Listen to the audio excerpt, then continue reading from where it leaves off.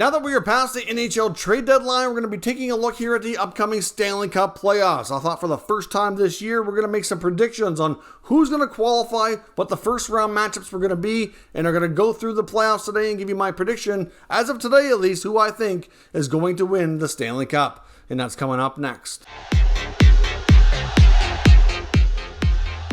Well, welcome back to another video here at Top Shelf Hockey. As I mentioned, we're taking a look at some NHL playoff predictions here for the first time this season. Obviously, now that we're past the trade deadline, we know what all the rosters are going to look like. We know where teams sit in the standings. Of course, we can take a look at remaining schedules and what's left here to kind of make some solid predictions on where we think teams are going to finish and what the first round of the playoff matchups are going to look like. But I'm going to take it a step further here today as well and tell you who I think will win and give you my eventual cup prediction. Now, this cup prediction could change, of course, in what we see the next few weeks. I may feel differently by the time we actually get to the playoffs. So when we do actually get to the end of the regular season, I will probably do another video of this nature, giving you some different predictions at that point as well, based on what we know at that given time. But let's get started here with the Western Conference, and we'll take a look here at the current Western Conference standings. Right now, of course, in the Central Division, you've got the Colorado Avalanche leading the way, likely going to be the number one seed here in the West. You've got the St. Louis Blues and the Minnesota Wild in the 2-3 spots. Of course, in the Pacific, you've got the Flames, Kings, and Oilers in your top three. So those are, pretty solid standings right now. You've got a bunch of teams battling for wild card spots. You're probably going to see 5 out of the Central by the looks of things. You got the Dallas Stars, the Vegas Golden Knights, the Nashville Predators, the Winnipeg Jets, all somewhat in the mix there. I guess Vegas is the kind of the wild card team, if you will, that is kind of in an ultimately weird situation right now because of the cap. So I don't know how we feel about them, but we'll find out here. Now, how I see things changing a little bit by the time we get to the start of the playoffs. I am predicting, and obviously this is not going to take a rocket science to figure out, but I think the Avalanche definitely hold on to that top spot in the Central, but I do see the Wild and Blues maybe kind of jockeying for position a little bit. So I'm predicting Avalanche in first place, the Wild in second, and the Blues in third for your top 3 in the Central. So to me, based on schedules, how these teams are playing, moves they've made at the deadline, to me that kind of makes the most sense. I think the Wild are going to solidify second place, and the Blues haven't been quite as hot as of late, but I think they have enough of a cushion there that they'll stay in third. Now, on to the Pacific Division. The Calgary Flames are pretty comfortable in first place. I don't see that changing, but I do see the Edmonton Oilers moving into second place. I think with a couple of little moves they've made based on schedules and everything, I think we'll see them slide ahead here and finish ahead of the LA Kings, but I do see the Kings solid, staying in the race here and staying in the number 3 spot. Now, when it comes to the wild card, that's where things are going to get interesting. Right now, obviously, you have a bunch of teams in the mix. I am going to say that the Nashville Predators are going to finish as wild card 1. The Preds, of course, decided to hang on to Philip Forsberg. That was going to be a big question mark for me on how they finish. Of course, you get their schedule. They do have a little bit of a cushion there right now, and I think they'll hang on. They've been playing well enough to get the job done. Now, wildcard 2 might come as a surprise, but I'm going with Winnipeg. I'm taking Winnipeg over teams like Dallas and Vegas right now. I think we will see 5 in the Central. The Jets have been sneaky hot lately. I think Connor Hellebuyck is going to continue to be able to kind of, do his thing to be a top goalie here again and kind of force their way into the playoffs. We've seen some good execution from Winnipeg as of late. Of course, they brought back Mason Appleton at the deadline. Nick Ehlers recently come back from injury. Kyle Connor continues to be one of the league's top scorers. You still got Scheifele and Wheeler playing well. And honestly, I think the Jets are going to sneak in here. Now, I don't have a lot of confidence in Vegas. They have way too many injuries, in my opinion. And as much as Dallas might have a small lead on that spot right now, another team I just don't have the confidence in them. We'll see what happens. I could be totally wrong on the Jets. That's more of a gut feeling, but they've been hot lately, and I can see it keep going.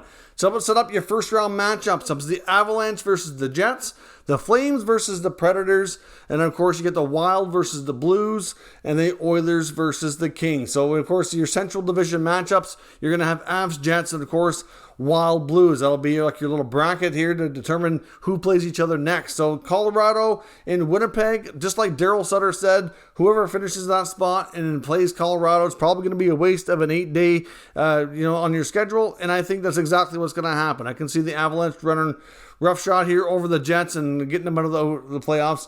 in a hurry. I don't think that's going to be any contest. I think Winnipeg can battle their way in, but that's about as far as it's going to go. And it's going to end and probably end early.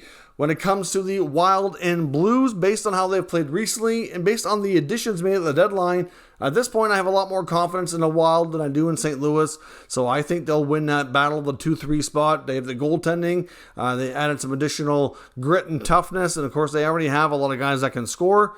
I really like Minnesota in this series to take it and eliminate the Stanley Cup champions from a few years ago to go on here to the round number 2. Now, on the Pacific side of the division here, of course, like I said, you've got the Flames will battle the Predators and then the Kings versus the Oilers. I do have some concerns about Calgary, to be honest, mainly because even though they have arguably the top line in hockey with Gaudreau, Lindholm, and Tkachuk, Johnny Gaudreau has not been a solid playoff performer in the past, and if he comes up short again, that could not only be a cause for them to be eliminated earlier than many expect, but could also have a big impact on his future in Calgary as well. So we'll see, but I do think they will get by Nashville. I don't see that being possible for an upset, although you never know. You can never say never, but I don't see it happening. But the Kings and the Oilers, I am going to predict Edmonton gets by LA. I do think that the offensive guns here from the Oilers will be enough to get the job done, even if the goaltending is a little bit shaky. I don't think LA is going to be strong enough to get by the Edmonton Oilers. I think it'd be a good experience for some of the younger players that are on the roster. And of course, they brought in a lot of vets here in the last couple of years as well. They'll have some good experience to draw on. They still have some guys back from their cup winning days like Doughty and Kopitar as well. So as much as that experience is there, I just think that McDavid, Draisaitl, Kane, and all the guys running the offense in Edmonton will come out on top. Now, of course, I don't know how much confidence I have in the Oilers to go much further than that, but I think they can get by the LA Kings. So that sets up round 2 of your Central Division matchup being the Avs against the Wild. And of course, you have the Flames against the Edmonton Oilers. So you're down to the final 4 teams in the West. Minnesota against Colorado. I think the Avalanche are going to be able to take that one here as well. Minnesota, I do like what they've done there. They added some grit. They added some goaltending. But to me, the Avalanche are going to pull through in that. I just think they're just too strong. They've also added some of the same sort of things. Of course, the question mark many have with Colorado is Darcy Kuemper.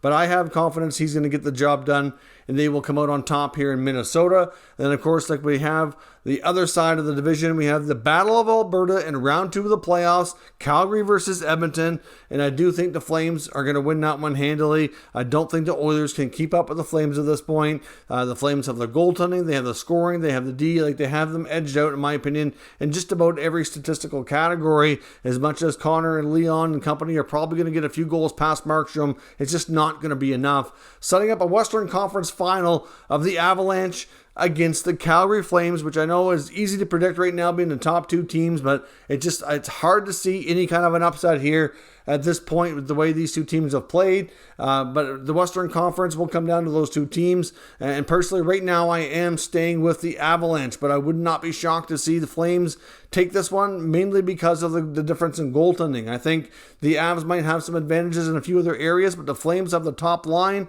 which, the Avalanche can arguably have a top line in hockey too, but still, the way they've been playing, there's a lot of comparisons, and Markstrom could be the difference there. But I just think that this is the year for the Avalanche to make a run to the Stanley Cup final. Now, on to the Eastern Conference.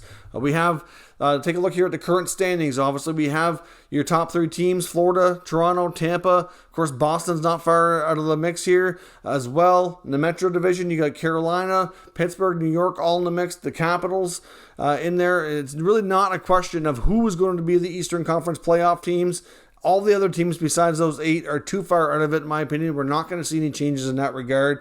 It's just a matter of jockeying for position here a little bit. I'm predicting that the Atlantic will finish with Florida being in first, Tampa in second, and Toronto will hang on to third by a small margin, even though Boston is putting a lot of pressure on them. And it wouldn't be shocking if I'm wrong there in that, Boston ends up in that top 3 and either Tampa or Toronto fall to wildcard 1. Wouldn't be a huge shock, but right now I'm not going to predict that. Now, in the Metropolitan Division, we're going to go Carolina 1, Pittsburgh 2, and the Rangers 3, with the Caps being wild card number 2. So we are going to have some crossovers in that case. So the Capitals will cross over to play the Florida Panthers in the Atlantic Division, and you have the Boston Bruins will cross over to play the Hurricanes in the Metro Division, and of course Tampa, Toronto, Pittsburgh, Rangers are your other 2 series. So with your Atlantic series, you got Florida versus the Caps. To be honest, I think the Panthers are going to run right through Washington.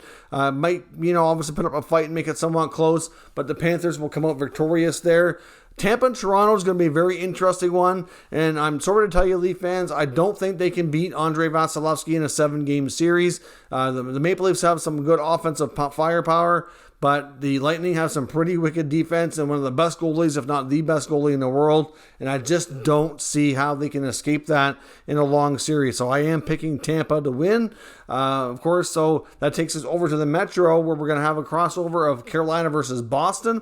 I do think Carolina will pull out on top there. Boston does have some injuries they're battling, which I think is going to play a role in having them going into the playoffs. The Hurricanes, to me, are just a little bit too deep. In the past, the Canes have struggled with the Bruins in the playoffs, but they've had some good series. But I think the Carolina Hurricanes will come out on top on this one. Pittsburgh and the Rangers, even though I do have Pittsburgh finishing ahead in the regular season, this is the time for Igor Shesterkin, who's going to come along, steal this series, and put out the Penguins in round 1. So to me, it's Igor's series to take, and that's where we're going here. So we're going to have round 2 of Florida versus Tampa and Carolina against the New York Rangers. Now, the Battle of Florida we saw last year, except it was a first-round series, and it was pretty intense, and I expect the same thing to happen here yet again. It's going to be a long series. Last time Tampa won fairly quick. I believe it was 5 games, if I'm not mistaken. This time it's going to be the Florida Panthers ending the Tampa Bay back-to-back Cup championship, so they're not going for a three-peat. I have the Panthers stopping them short in round number 2, and obviously the Panthers will be doing what they can to keep the Cup in the state of Florida, but defeating their state rival of the Lightning. Now, with the Rangers and the Hurricanes, I'm going to call an upset here and say Igor Shesterkin continues to play like the MVP Hart Trophy winner that he very well could be this year and take out the strong, studded Hurricanes. I mean, they've had a heck of a season. They're really, really deep, really, really strong.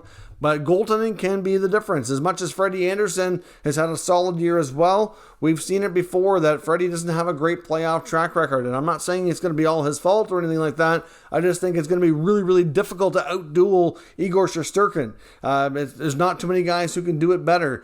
There's only a couple that I think could, and I just don't know that Anderson is that guy. So I'm taking the Rangers in that series, even though it is considered an upset, and certainly some might disagree with that pick, and I completely understand. So that sets up an Eastern final of Florida versus the Rangers. We're going to have Bobrovsky against Shesterkin, battle of 2 really strong Russian goaltenders.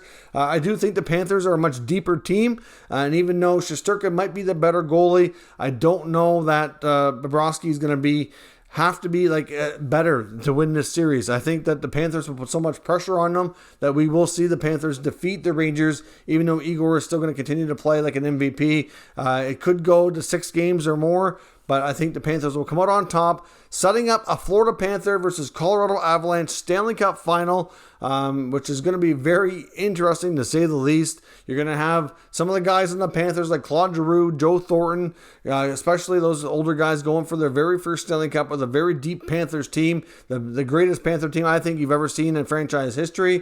Obviously, 96 was a great run for the Panthers, but I think this team is even better. Now, the Avalanche are pretty solid themselves. And I do think, though, that between Nathan MacKinnon, Cale Makar, and all the weapons in Colorado, as good as Florida is, I can see this series being a long, hard-fought battle. But the Stanley Cup is going to be hoisted by Gabriel Landeskog at the Colorado Avalanche and Nathan MacKinnon, and they will be this year's Stanley Cup champions. I think Florida's going to come really close, but that's as close as they're going to get to getting Giroux and Thornton their very first Stanley Cup championship. So that's my predictions for today. As I said, we'll do this exercise again closer to when the playoffs are ready to start to see if my opinions have changed. Clearly, we're going to see another month plus of hockey, which could certainly, we could have injuries, we could have other things kind of factor in here that could certainly impact one's opinion. So we'll see where things stand at that given time. So let me know what your predictions are down in the comments. We'll discuss further. If you're new to this channel, make sure you subscribe and stick around. We'll keep you up to date with all the latest news, rumors, and analysis, and of course predictions on all the 32 NHL teams. Thank you for watching, and I'll catch you next time.